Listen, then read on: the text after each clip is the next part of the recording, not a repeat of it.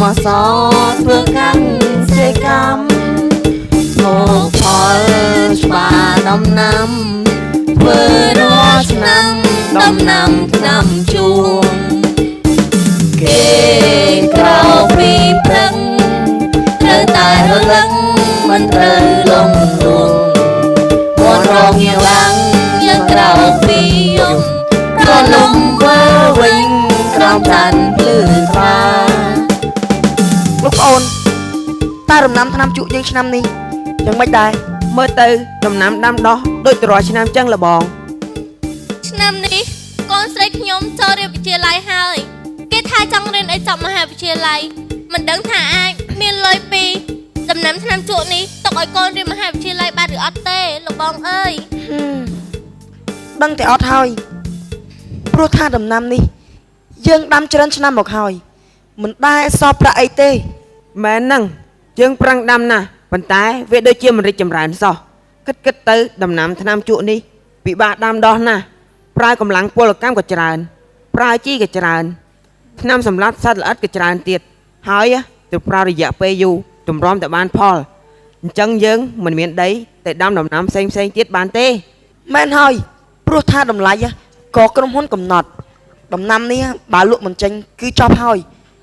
ហូបនេះក៏វាមិនកើតចែកញៀតក៏វាមិនបានតើពួកយើងគិតយ៉ាងម៉េចទៅ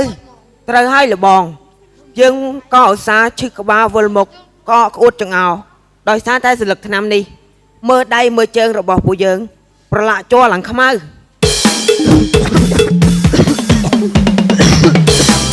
សយ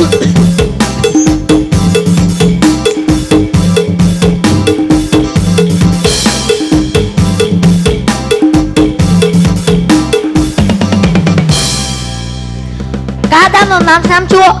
មិនធ្វើឲ្យសេដ្ឋកិច្ចគ្រួសាររីកចម្រើនទេដាំដំណាំផ្ដល់ជាអាហារកុំដាំថ្នាំជក់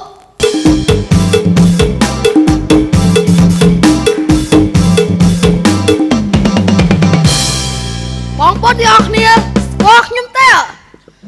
ឧស្សាហកម្មថ្នាំជក់ពួកខ្ញុំនេះខំរកគ្រប់មធ្យោបាយផ្សព្វផ្សាយចែកចាយលោកគ្រប់រូបភាពធ្វើយ៉ាងណាតាក់ទាញមនុស្សគ្រប់វណ្ណៈគ្រប់រូបក្មេងចាស់ឲ្យប្រើថ្នាំជក់បើបានប្រើកាន់ណាញៀនកាន់នោះ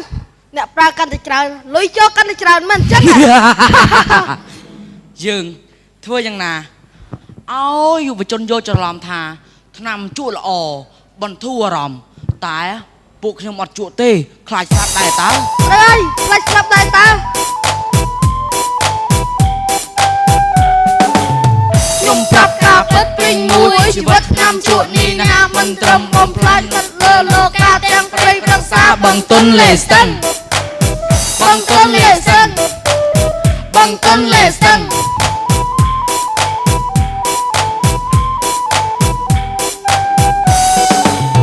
អ្នកសេពថ្នាំជក់ស្លាប់មុនអាយុអ្នកត្រូវតែដឹងបាត់ប្រាក់ចំណូលមិនដេចនៅតែប្រឹងបាត់បង់ពលកម្មជំងឺប្រចាំកាយជំងឺប្រចាំកាយជំងឺប្រចាំកាយ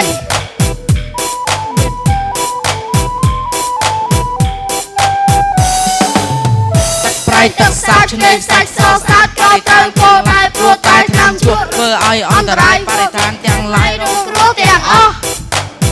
រងគ្រោះទាំងអស់រងគ្រោះទាំងអស់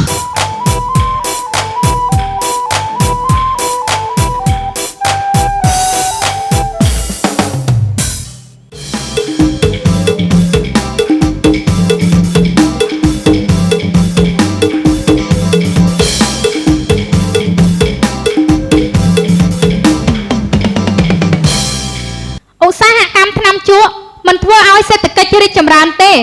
ដាំដំណាំផ្ដល់អាហារកុំដាំថ្នាំជក់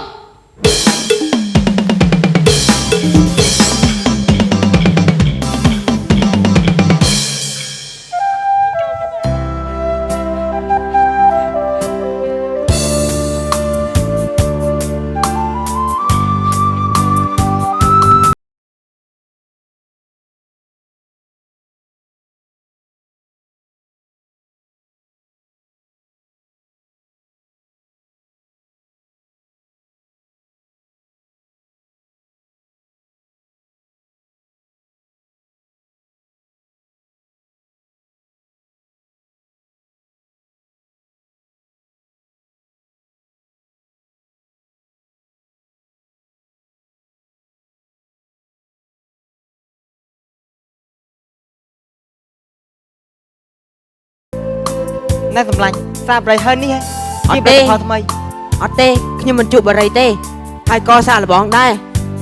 សាកទៅសាកវាស្គាល់រសជាតិសម្លាញ់ អត់ទេខ្ញុំមិនសាកទេ អ្នកជក់បារី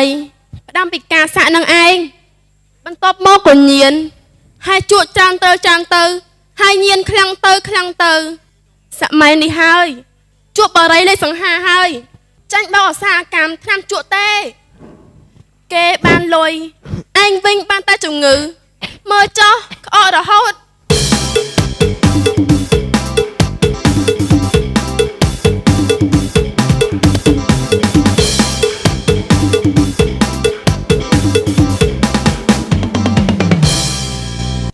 ថ្នាំជក់បង្កហានិភ័យដល់សុខភាពដាំដំណាំផ្ដល់អាហារកុំដាំថ្នាំជក់ នៅពេលដែលមានមនុស្សរាប់លាននាក់ក្នុងពិភពលោកកំពុងខ្វះអាហារយើងគួរតែប្រើដីដែលមានដើម្បីដាំដំណាំផ្ដល់ជាអាហារកុំដាំថ្នាំជក់ឈប់ដាំថ្នាំជក់ដើម្បីបង្កើនសន្តិសុខស្បៀងនិងអាហារូបត្ថម្ភ ថ្នាំជក់មានសារធាតុគីមីច្រើនជាង 7,000 ប្រភេទដែលក្នុងនោះមានយ៉ាងហោចណាស់ 70 ប្រភេទដែលបង្កឲ្យមានជំងឺមហារីក កសិករដាំថ្នាំជក់ប្រឈមនឹងការស្រូបជាតិនីកូទីនក្នុងមួយថ្ងៃស្មើបារី50ដើមកសិករដាំថ្នាំជក់ម្នាក់មួយក្នុងចំណោម4នាក់រងផលប៉ះពាល់ដោយជំងឺសន្លឹកថ្នាំជក់ស្រស់ដូចជាឈឺក្បាលវិលមុខក្អួតចង្អោរ ថ្នាំជក់មានផលប៉ះពាល់ច្រើនណាស់យើងមិនគួរដាំថ្នាំពុលទេយើងគួរដាំដំណាំដល់អាហារកុំដាំថ្នាំជក់ កុំដាំថ្នាំជក់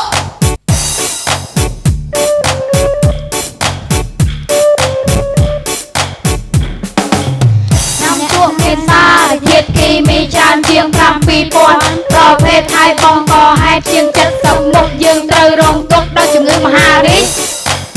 ដោយជំងឺមហារីក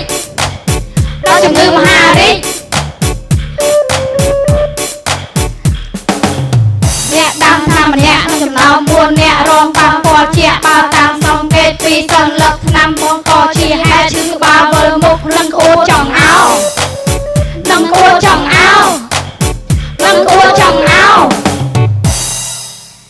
រួមគ្នា ទប់ ការប្រើប្រាស់ថ្នាំជក់ We are the world We are the children We are the one when it's special and so hard for you ថ្នាំជក់បាំងពលច្រើនណាស់គួរផ្លាំងដំណាំផ្ដល់ជាអាហារសាច់ចាមិនដាំថ្នាំពុលកុំដាំថ្នាំ